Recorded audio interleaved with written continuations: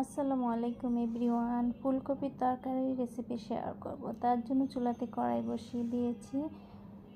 1/4 cup পরিমাণ পেঁয়াজ দিয়ে দিয়েছি।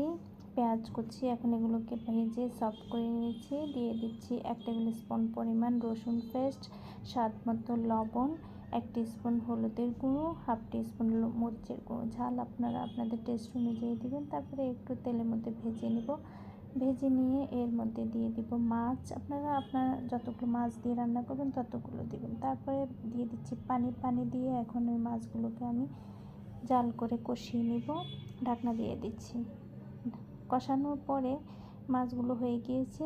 এর মধ্যে আমি দিয়ে দিচ্ছি ফুলকপি এবং আলু দিলে তরকারিটা ভালো লাগে। ঢাকনা দিয়ে দিলাম 10 মিনিটের জন্য। 10 মিনিট পরে দেখুন ঢাকনা উল্টিয়ে এরকম হয়েছে। তারপর দিয়ে দিচ্ছি আমি ধনেপাতা দিয়ে আবার একটু ঢাকনা দিয়ে 2 মিনিট রাখবো। তারপরে